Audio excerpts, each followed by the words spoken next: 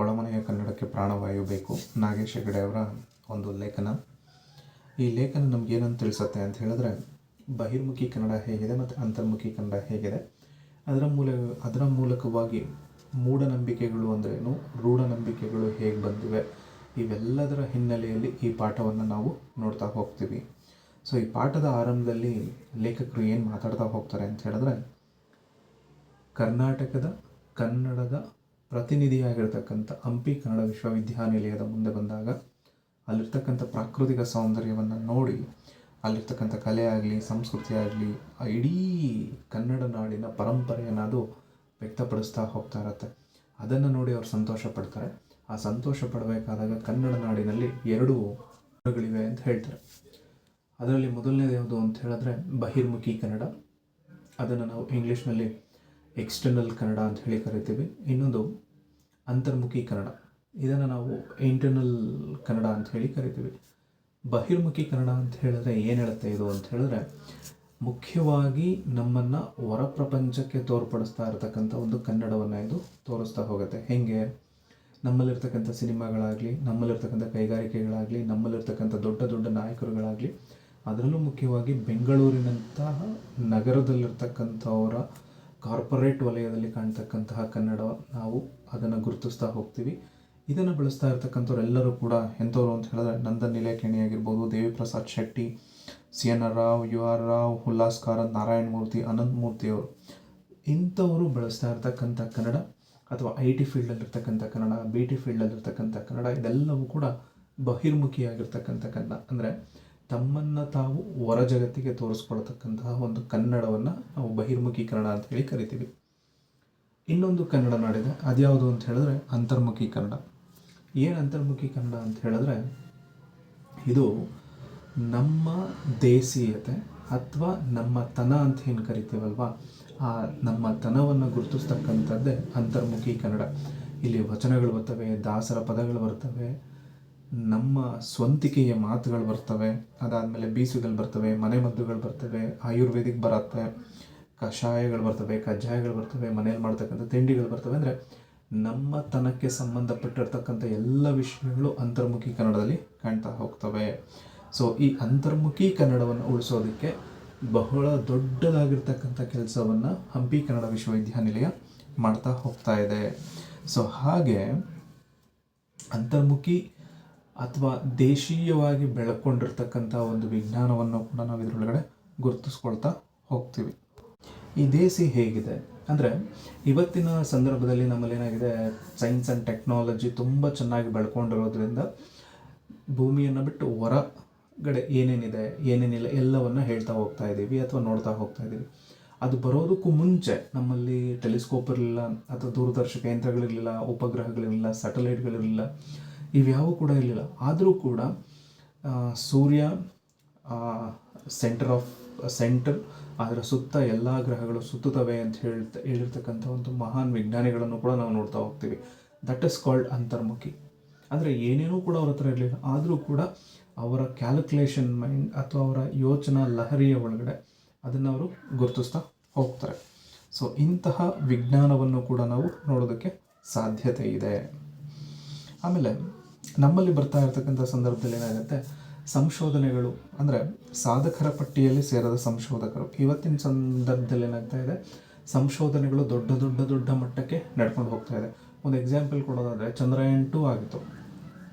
ಚಂದ್ರಯಾನ್ 2 ಆಯಿತು ಅಂತ ಹೇಳಿದ್ರೆ, ಆ ಸಂದರ್ಭದಲ್ಲಿ ಇಸ್ರೋ ಏನು ಮಾಡ್ತು, ಉಪಗ್ರಹವನ್ನು ಉಡಾವಣೆ ಮಾಡಿಬಿಡ್ತು. ಬಟ್ ಉಪಗ್ರಹ ಆಗೋದಕ್ಕೆ ಅಂದರೆ ಆ ಸ್ಕ್ರ್ಯಾಚ್ ಅಂತ ಏನಿದೆಯಲ್ಲ, ಆ ಸ್ಕ್ರ್ಯಾಚಿಂದ ಹೇಗೆ ಡೆವಲಪ್ ಆಯಿತು ಅದನ್ನು ನಾವು ಮರ್ತು ಬಿಡ್ತೀವಿ. ಸೊ ಗೆಲಿಲಿಯೋ ಒಂದು ಟೆಲಿಸ್ಕೋಪನ್ನು ಕಂಡುಹಿಡಿತಾನೆ. ಸರಿ, ಓಕೆ, ಆ ಟೆಲಿಸ್ಕೋಪನ್ನು ಕಂಡುಹಿಡ್ದ ಅಂತ ಹೇಳಿದ್ರೆ ಅದಕ್ಕೆ ಬೇಕಾಗಿರ್ತಕ್ಕಂಥ ಗಾಜಿನ ಮಸೂರ ಎಲ್ಲಿತ್ತು, ಆ ಗಾಜಿನ ಮಸೂರ ಆದಮೇಲೆ ಅದಕ್ಕೆ ಏನೇನು ಉಪಕರಣಗಳು ಬೇಕು, ಆ ಉಪಕರಣಗಳನ್ನು ಹೆಂಗೆ ಜೋಡಿಸಿದ್ಮೇಲೆ ತುಂಬ ದೂರದಲ್ಲಿರೋದನ್ನು ಹೆಂಗೆ ಹತ್ರಕ್ಕೆ ನೋಡ್ಕೋಬೇಕು, ಮತ್ತು ಉಪಕರಣಗಳನ್ನು ಚೇಂಜ್ ಮಾಡಬೇಕು. ಸೊ ದೊಡ್ಡ ಹೆಸರು ಯಾರಿಗೆ ಸಿಕ್ತು, ಗೆಲಿಲಿಯೋಗೆ ಸಿಕ್ತು. ಬಟ್ ಅದರ ಹಿಂದೆ ತುಂಬ ಜನ ಕೆಲಸ ಮಾಡಿರಲ್ಲ, ಅವ್ರು ಎಲ್ಲಿಗೋದ್ರು ಅದನ್ನು ನಾವು ಗುರುತಿಸ್ಬೇಕು. ಹಾಗೆ ಕುತುಬ್ ಮಿನಾರ್ ಇವತ್ತು ಕೂಡ ಏನಾಗ್ತಾ ಇಲ್ಲ, ಒಂದು ತುಕ್ಕು ಹಿಡಿತಾನೆ ಇಲ್ಲ. ಸೊ ತುಕ್ಕು ಹಿಡಿತಾ ಇಲ್ಲ ಅಂತ ಹೇಳಿದ್ರೆ, ಅವತ್ತಿನ ಸಂದರ್ಭದಲ್ಲಿ ಯಾವ ರೀತಿಯಾಗಿರ್ತಕ್ಕಂಥ ಕಬ್ಬಿಣವನ್ನು ನಿರ್ಮಾಣ ಮಾಡಿದ್ರು, ಯಾವ ರೀತಿಯಾಗಿರ್ತಕ್ಕಂಥ ಹುಕ್ಕನ್ನು ತೆಗೆದುಕೊಂಡ್ರು, ಯಾವ ರೀತಿಯಾಗಿ ಅದಕ್ಕೆ ಇಂಗಾಲವನ್ನು ಸೇರಿಸಿದ್ರು ಅಥವಾ ಇಂಗಾಲವನ್ನು ಸೇರಿಸಲಿಲ್ಲ. ಆದರೂ ಕೂಡ ಇವತ್ತು 2000 ವರ್ಷಗಳ ಇತಿಹಾಸವನ್ನು ಹೊಂದಿದ್ರೂ ಕೂಡ ಅದೇನಾಗ್ತಾ ಇದೆ, ತುಕ್ಕನೇ ಹಿಡಿತಿಲ್ಲ. ಇದರ ಹಿಂದೆ ಇರ್ತಕ್ಕಂಥದ್ದು ಏನು, ಇದೆಲ್ಲವನ್ನು ಕೂಡ ನಾವು ಗುರುತಿಸ್ಕೊಳ್ತಾ ಹೋಗಬೇಕಾಗತ್ತೆ. ಹಾಗೆ ಗುರುತಿಸ್ಕೊಂಡಾಗ ನಾವು ಅಂದರೆ ಅವರಿಗೊಂದು ಹೆಸರು ಕೊಟ್ಟಿದ್ದೀವಿ. ಯಾರಿಗೆ? ಇವತ್ತಿನ ಚಂದ್ರಯಾನ್ 2 ಆಗಲಿ, ಅವತ್ತಿನ ಗೆಲೀಲಿಯೋ ಆಗಲಿ. ಅದಾದಮೇಲೆ ಹಾಗೆ ಇವತ್ತು ನಾವು ಬಟ್ಟೆ ಹಾಕ್ತಾಯಿದ್ದೀವಿ. ಸೊ ಬಟ್ಟೆ ಹಾಕೋಕ್ಕೂ ಮುಂಚೆ ಅದು ಹೆಂಗೆ ನಿರ್ಮಾಣ ಆಯಿತು, ಇವತ್ತು ನಾವು ಮೆಡಿಸಿನ್ನ ತೊಗೊಳ್ತಾ ಇದ್ದೀವಿ, ಆ ಮೆಡಿಸಿನ್ ಹೆಂಗೆ ನಿರ್ಮಾಣ ಆಯಿತು. ಆಮೇಲೆ ನಮಗೆ ಬೇಕಾಗಿರ್ತಕ್ಕಂಥ ಈಗ ಅಕ್ಕಿ, ಗೋಧಿ, ದವಸ, ಧಾನ್ಯಗಳು ಅಂತ ಕರಿತೀವಿ. ಇವೆಲ್ಲವೂ ಕೂಡ ಯಾವ ಒಂದು ಗಿಡದಿಂದ ಬಂದಿದೆ, ಅವತ್ತೆಲ್ಲವೂ ಕೂಡ ಇದೇನಾಗಿತ್ತು, ಎಲ್ಲ ಕಡೆ ಸಮೃದ್ಧವಾಗಿ ಬೆಳೆದಿತ್ತು. ಇದನ್ನು ತಿನ್ನೋದಲ್ಲ ಅಂತ ನಾವು ಗುರುತಿಸ್ಕೊಂಡು ಇವತ್ತು ಬಂದು ನಿಂತಿದ್ದೀವಿ. ಅಂದರೆ ಅವತ್ತಿನ ಸಂದರ್ಭದಲ್ಲಿ ಅದನ್ನು ಗುರ್ಸೋಕ್ಕೆ ಯಾರಾದರೂ ಒಬ್ಬ ಇರಬೇಕಿತ್ತಲ್ವಾ, ಅವನು ಯಾರು ಅನ್ನೋದನ್ನು ಅಂತರ್ಮುಖಿಯಲ್ಲಿ ನಾವು ಗಮನಿಸ್ಕೊಳ್ತಾ ಹೋಗಬೇಕಾಗತ್ತೆ. ಈಗ ಗೋಧಿ ಯಾವುದೋ ಒಂದು ಗಿಡದಲ್ಲಿ ಬೆಳೆಯುತ್ತೆ. ಸೊ ಆ ಗೋಧಿಯನ್ನು ನೋಡ್ತಿದ್ವಿ ಅವತ್ತು, ಅಂದರೆ ಕಂಡುಹಿಡಿಯೋ ಸಂದರ್ಭದಲ್ಲಿ ಅದು ನಮ್ಮ ದೇಹಕ್ಕೆ ಉಪಯೋಗ ಇದೆ ಅಂತ ಗುರುತಿಸ್ಕೊಂಡು ಆ ಗೋಧಿಯನ್ನು ಬೆಳೆಸ್ಕೊಂಡ್ವಿ, ಅಕ್ಕಿನೂ ಬೆಳೆಸ್ಕೊಂಡ್ವಿ, ರಾಗಿನೂ ಬೆಳೆಸ್ಕೊಂಡ್ವಿ. ಹೀಗೆ ನಾವು ಬೆಳೆಸ್ಕೊಳ್ತಾ ಬಂದ್ವಿ. ಅದಾದ ಮೇಲೆ ನಮ್ಮಲ್ಲಿ ಒಂದೊಂದು ಉದ್ಯೋಗಗಳು ನಿರ್ಮಾಣ ಆಯ್ತಾ ಹೋಯಿತು. ಸೊ ಅಕ್ಕಿ ಬೆಳೆಯೋನು, ದವಸ ಧಾನ್ಯಗಳನ್ನು ಬೆಳೆಯೋನನ್ನು ನಾವು ಕೃಷಿಕ ಅಂತ ಹೇಳಿ ಕರೆದ್ವಿ. ಆ ಕೃಷಿಗೆ ಜೊತೆಗೆ ಬೇಕಾಗಿರ್ತಕ್ಕಂಥ ಕುರಿಗಳಿತ್ತು ಅಂದರೆ ಅದನ್ನು ಕುರುಬ ಅಂತ ಕರೆದ್ವಿ. ಅದಕ್ಕೆ ಬೇಕಾಗಿರ್ತಕ್ಕಂಥ ಮೀನುಗಳನ್ನು ಬೇಸಾಯ ಮಾಡೋದನ್ನು ಬೆಸ್ತ ಅಂತ ಹೇಳಿ ಕರೆದ್ವಿ. ಅಂದರೆ ಹೀಗೆ ಒಂದೊಂದು ಹಂತವಾಗಿ ಏನಾಯಿತು, ವೃತ್ತಿಗಳು ಕೂಡ ಬೆಳ್ಕೊಂಡು ಬಂದವು. ಈ ಬೆಳ್ಕೊಂಡು ಬಂದ ಮೇಲೆ ಖನಿಜಗಳಾಗಲಿ, ಲೋಹಗಳಾಗಲಿ, ಅಲೋಹ ವಿದ್ಯೆಗಳಾಗಲಿ, ಶಸ್ತ್ರಾಸ್ತ್ರಗಳಾಗಲಿ, ಪಶುಸಂಗೋಪನೆ ಆಗಲಿ, ಇವೆಲ್ಲವೂ ಕೂಡ ನಮ್ಮ ಮುಂದೆ ಬೆಳ್ಕೊಳ್ತಾ ಬಂತು.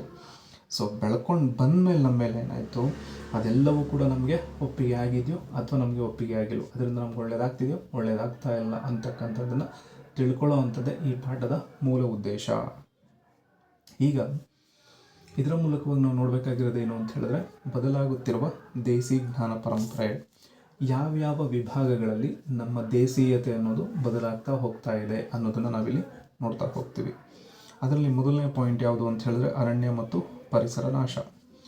ಸೊ ಅರಣ್ಯ ಮತ್ತು ಪರಿಸರ ನಾಶವನ್ನು ಇವತ್ತು ಅಭಿವೃದ್ಧಿಯ ಹಿನ್ನೆಲೆಯಲ್ಲಿ ನೋಡಬೇಕಾದಾಗ ಗಣಿಗಾರಿಕೆಯನ್ನು ಮಾಡ್ತಾ ಇದ್ದೀವಿ, ಅಣೆಕಟ್ಟು ನಿರ್ಮಾಣ ಮಾಡ್ತಿದ್ದೀವಿ, ಕೃಷಿಗೆ ಬಳಸ್ಕೊಳ್ತಾ ಇದ್ದೀವಿ, ನಗರಗಳನ್ನು ನಿರ್ಮಾಣ ಮಾಡೋದಕ್ಕೆ ಬಳಸ್ಕೊಳ್ತಾ ಇದ್ದೀವಿ. ಇದೆಲ್ಲದರ ಮೂಲಕವಾಗಿ ಏನು ಮಾಡ್ತಾ ಇದೆ, ಅದೆಲ್ಲದಕ್ಕೂ ಇರ್ತಕ್ಕಂಥ ಭೂಮಿ ಒಳಗಡೆ ನಾವೆಲ್ಲವನ್ನು ಕೊಡಬೇಕು. ಸೊ ಇಲ್ಲದೆ ಇರ್ತಕ್ಕಂಥ ಭೂಮಿಯನ್ನು ಹೊಸದಾಗಿ ನಾವು ಸೃಷ್ಟಿ ಮಾಡೋಕ್ಕಾಗಲ್ಲ. ಇರೋ ಭೂಮಿಯನ್ನೇ ನಾವು ಅದನ್ನು ಬಳಸ್ಕೊಳ್ತಾ ಹೋಗಬೇಕು. ಅಂತಹ ಭೂಮಿಯನ್ನು ಬಳಸ್ಕೊಳಕ್ಕೆ ಹೋದಾಗ ನಾವೇನು ಮಾಡ್ತಾ ಇದ್ದೀವಿ, ಯಥೇಚ್ಛವಾಗಿ ಜನಸಂಖ್ಯೆ ಬೆಳೀತಾ ಇರೋದ್ರಿಂದ ಅರಣ್ಯ ನಾಶ ಮಾಡ್ತಾ ಇದ್ದೀವಿ.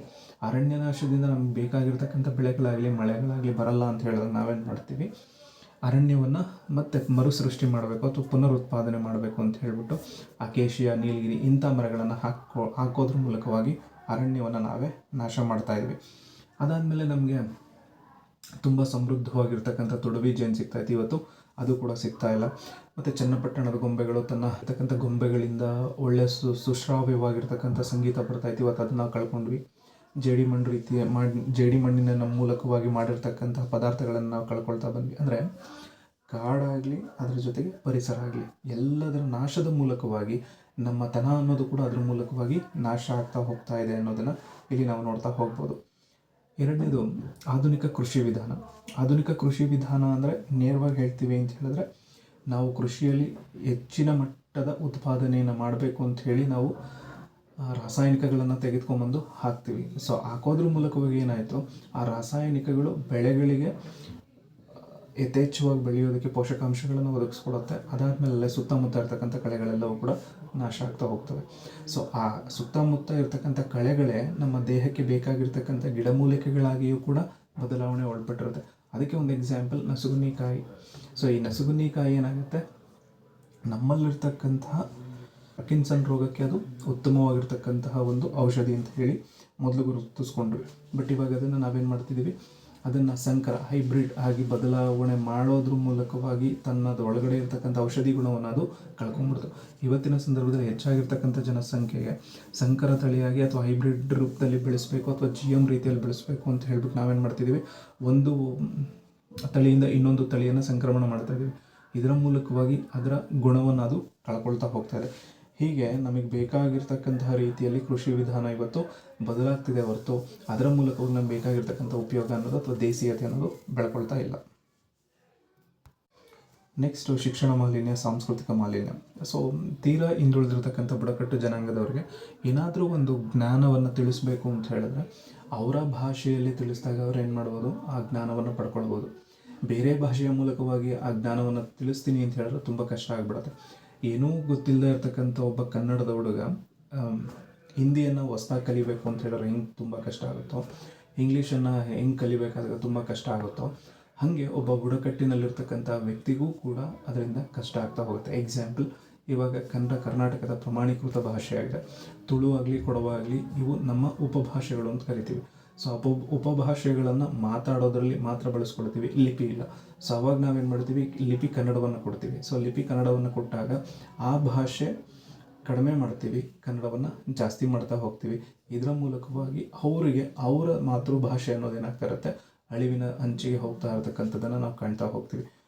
ಸೊ ಅವಾಗ ಸೋಲಿಗರಲ್ಲಿರ್ತಕ್ಕಂಥ ಸೋಲಿಗ ಕನ್ನಡದ ಅಂದರೆ ಸೋಲಿಗ ಭಾಷೆಯ ಮೂಲಕವಾಗಿ ಅವ್ರಿಗೆ ಏನೇನು ಒದಗಿಸ್ಬೇಕಾಗಿತ್ತು ಅದನ್ನು ಒದಗಿಸೋದ್ರ ಮೂಲಕವಾಗಿ ತುಂಬ ಚೆನ್ನಾಗಿ ಅವರು ಸೋಲಿಗರು ಆ ಭಾಷೆಯ ಮೂಲಕವಾಗಿ ಎಲ್ಲ ಜ್ಞಾನಶಿಸ್ತುಗಳನ್ನ ಪಡ್ಕೊಳ್ಳೋದಕ್ಕೆ ಸಾಧ್ಯತೆ ಇರುತ್ತೆ. ಇದೊಂದು. ನೆಕ್ಸ್ಟು ಕಡೆ ವಲಸೆ.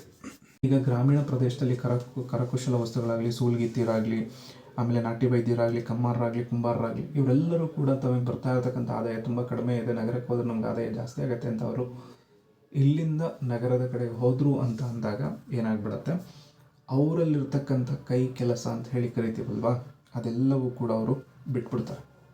ಸೊ ಬಿಟ್ಟಾಗ ನಗರಗಳಿಗೆ ಬರ್ತಾರೆ, ನಿರಾಶ್ರಿತರಾಗ್ತಾರೆ. ಇಲ್ಲಿದ್ರೆ ಆ ಕೆಲಸಗಳ ಮೂಲಕವಾಗಿ ತಮ್ಮ ಜೀವನವನ್ನು ಕಟ್ಕೊಳ್ತಾ ಇದ್ರು. ಬಟ್ ಇಲ್ಲಿ ಅವ್ರಿಗೆ ಗೊತ್ತಿಲ್ಲದೆ ಇರ್ತಕ್ಕಂಥದ್ದು ಹೊಸದನ್ನು ಕಲಿತು ಜೀವನ ಕಟ್ಕೋಬೇಕಾಗುತ್ತೆ. ಆವಾಗ ಅವರ ಹಳೇ ಪದ್ಧತಿಗಳೇನಿದ್ವೋ ಅದು ನಮ್ಮಿಂದ ಕಣ್ಮರೆ ಆಗ್ತಾ ಹೋಗುತ್ತೆ. ಅಂದರೆ ಈ 5 ಅಂಶಗಳು ನಮ್ಗೆ ಏನನ್ನು ತೋರಿಸುತ್ತೆ ಅಂತ ಹೇಳಿದ್ರೆ, ನಮ್ಮ ಒಳಗಡೆ ಇರ್ತಕ್ಕಂಥದ್ದು ನಮ್ಮ ತನವನ್ನು ಅದು ಹಾಳಾಗ್ತಾ ಇದೆ ಅನ್ನೋದನ್ನು ತೋರಿಸ್ತಾ ಹೋಗ್ತಾ ಇದೆ. ಹಾಗೆ ಹಿಂದೆ ನಮ್ಮಲ್ಲಿ ಏನು ಮಾಡ್ತಾಯಿದ್ರು, ಬುಡಕಟ್ಟು ಜನಾಂಗದವರು ಅರಣ್ಯವನ್ನು ನಾಶ ಮಾಡ್ತಿದ್ರು ಅಂತ ನಾವು ಅಂದ್ಕೊಳ್ತಿದ್ವಿ. ಅಂದರೆ ಇವತ್ತಿನವ್ರು ಅಂದ್ಕೊಳ್ತಾ ಇರೋದು. ಅವತ್ತಿಗೆ ಅವ್ರು ಏನು ಮಾಡ್ತಿದ್ರು ಅಂತ ಹೇಳಿದ್ರೆ, ಒಂದು ಅರಣ್ಯದ ಯಾವುದೋ ಒಂದು ಭಾಗಕ್ಕೆ ಹೋಗ್ಬಿಟ್ಟು ಅಲ್ಲಿ ಅದನ್ನು ಅರಣ್ಯವನ್ನು ನಾಶ ಮಾಡಿ ಅಲ್ಲಿ ಬೆಳೆಯನ್ನು ಬೆಳ್ಕೊಂಡು ಒಂದು 3-4 ವರ್ಷ ಇದ್ದು, ಆಮೇಲೆ ಇನ್ನೊಂದು ಅರಣ್ಯದ ಮತ್ತೊಂದು ಭಾಗಕ್ಕೆ ಹೋಗ್ಬಿಟ್ಟು ಅಲ್ಲಿ ಅರಣ್ಯವನ್ನು ನಿರ್ನಾಮ ಮಾಡಿ ಅಲ್ಲಿ ಅಂದರೆ ಒಂದು ಸ್ವಲ್ಪ ಭಾಗವನ್ನು ತೆಗೆದು ತಮಗೆ ಬೇಕಾಗಿರ್ತಕ್ಕಂಥ ದವಸ ಧಾನ್ಯಗಳನ್ನು ಬೆಳ್ಕೊಳ್ಳೋ ರೀತಿಯಲ್ಲಿ ಆ ಜಾಗವನ್ನು ಮಾರ್ಪಾಡು ಮಾಡಿಕೊಂಡು, ಅದಾದ ನಂತರ ಅಲ್ಲೂ ಒಂದು 3-4 ವರ್ಷ ಕಳೆದು ಮತ್ತೆ ಇನ್ನೊಂದು ಜಾಗಕ್ಕೆ ಹೋಗ್ತಾರೆ. ಅಂದರೆ ಇವರು ಒಂದು ಕಡೆಯಿಂದ ಇನ್ನೊಂದು ಕಡೆ, ಇನ್ನೊಂದು ಕಡೆಯಿಂದ ಇನ್ನೊಂದು ಕಡೆ, ಮತ್ತು ಇನ್ನೊಂದು ಕಡೆಯಿಂದ ಇನ್ನೊಂದು ಕಡೆ ಹೋಗೋ ಅಷ್ಟರಲ್ಲಿ ಆ ಕಾಡು ಅನ್ನೋದು ಮತ್ತೆ ಏನಾಗ್ತಾಯಿತ್ತು, ಪುನರ್ನಿರ್ಮಾಣ ಆಗ್ತಾಯಿತ್ತು. ಸೊ ಇದನ್ನು ನಾವು ಸ್ಲ್ಯಾಶ್ ಅಥವಾ ಬಾಶ್ ಬರ್ನಿಂಗ್ ಕಲ್ಟಿವೇಷನ್ ಅಂತ ಹೇಳಿ ಕರಿತೀವಿ.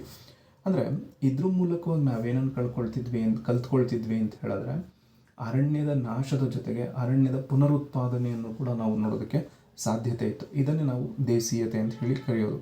ಅದ್ರ ಜೊತೆಗೆ ಹೀಗೆ ನಾವು ಬೆಳ್ಕೊಳ್ತಾ ಬರಬೇಕಾದಾಗ ಭೂಮಿ ಏನಾಗ್ತಾ ಇದೆ, ತನ್ನಲ್ಲಿರ್ತಕ್ಕಂಥ ಕಾರ್ಬನ್ ಸಿಕ್ವೆಸ್ಟ್ರೇಷನನ್ನು ಕೂಡ ಕಳ್ಕೊಳ್ತಾ ಹೋಗ್ಬಿಡುತ್ತೆ. ಯಾಕೆ ಅಂತ ಹೇಳಿದ್ರೆ, ಈ ಅರಣ್ಯವನ್ನು ನಾವು ನಾಶ ಮಾಡೋದ್ರ ಮೂಲಕವಾಗಿ ಮತ್ತು ಮಣ್ಣು ನಾಶ ಆಗೋದ್ರ ಮೂಲಕವಾಗಿ ಕಾರ್ಬನನ್ನು ಹಿಡಿದಿಟ್ಕೊಳ್ತಕ್ಕಂಥ ಕೆಪಾಸಿಟಿಯನ್ನು ಮಣ್ಣು ಮತ್ತು ಮರ ಎರಡೂ ಕೂಡ ಕಳ್ಕೊಂಡ್ಬಿಡ್ತಾವೆ. ಸೊ ಹಿಂದೆ ಇದನ್ನು ಅವರು ಮಾಡ್ತಾ ಇರಲಿಲ್ಲ. ಅವಾಗ ಕಾರ್ಬನ್ ಸೀಕ್ವೆಸ್ಟ್ರೇಷನ್ ಚೆನ್ನಾಗಿತ್ತು. ಬಟ್ ಇವತ್ತಿನ ಸಂದರ್ಭದಲ್ಲಿ ಆ ಸೀಕ್ವೆಸ್ಟ್ರೇಷನ್ ಅನ್ನೋದು ಹಾಳಾಗ್ತಾ ಇದೆ. ಸೊ ಇನ್ನೊಂದು ಕಡೆ ನಾವು ದೇಸಿ ವಿಜ್ಞಾನ ಅಂತ ಹೇಳಿ ನಾವು ಮಾತಾಡ್ತೀವಿ ಅಂತ ಹೇಳಿದ್ರೆ, ಇಲ್ಲಿ ಮೂಢನಂಬಿಕೆನ ಅಥವಾ ರೂಢನಂಬಿಕೆನ ಅಂಥೇಳಿ ವ್ಯತ್ಯಾಸಗಳನ್ನು ನೋಡಬೇಕಾಗುತ್ತೆ. ಅಂದರೆ ಇಲ್ಲಿ ನಡೀತಾ ಇರೋದು ವಿಜ್ಞಾನನ ಅಥವಾ ಮೂಢನಂಬಿಕೆನ ಅಥವಾ ರೂಢನಂಬಿಕೆನ.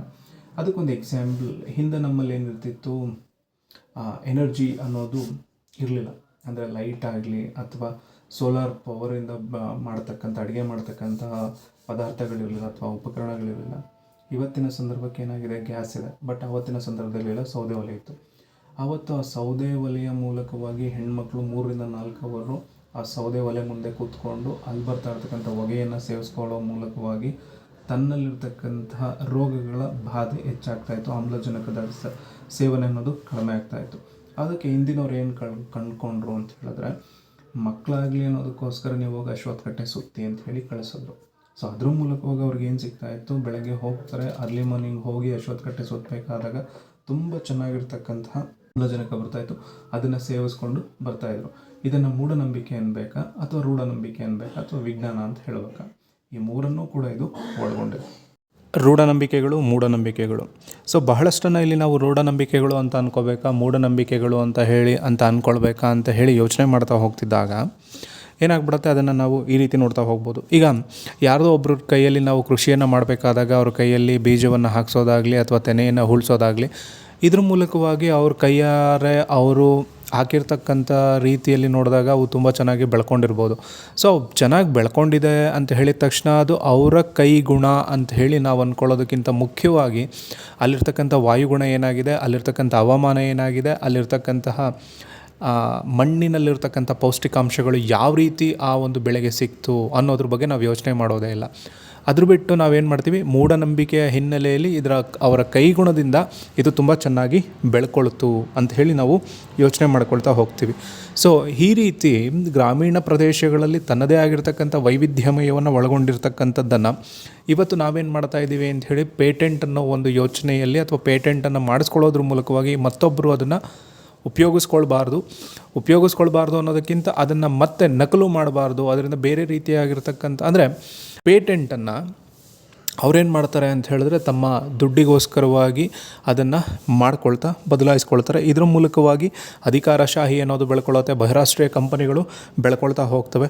ಹೀಗೆ ನಮ್ಮ ನಡುವೆ ನಮ್ಮನ್ನೇ ದೂರವಾಗಿಸ್ತಕ್ಕಂತಹ ಕ್ರಿಯೆಯು ಕೂಡ ನಡೀತಾ ಹೋಗುತ್ತೆ ಅನ್ನೋದನ್ನು ಈ ಪಾಠದ ಮೂಲಕವಾಗಿ ನಾವು ತಿಳ್ಕೊಳ್ತಾ ಹೋಗ್ಬೋದು. ಸೊ ಇಡೀ ಪಾಠ ನಮ್ಮ ಅಂತರ್ಮುಖಿ ಕನ್ನಡವನ್ನು ಯಾವ ರೀತಿ ನೋಡಬೇಕು, ಅದರ ಜೊತೆಗೆ ನಮ್ಮ ದೇಸಿ ಜ್ಞಾನ ಪರಂಪರೆ ಅಂತ ಏನಿತ್ತಲ್ಲ ಅದನ್ನು ನಾವು ಯಾವ ರೀತಿ ನಡೆಸ್ಕೊಳ್ಬೇಕು ಮತ್ತು ಯಾವ ರೀತಿ ಬೆಳೆಸಬೇಕು ಅನ್ನೋದನ್ನು ಈ ಪಾಠ ಹೇಳ್ತಾ ಹೋಗುತ್ತೆ. Thank you.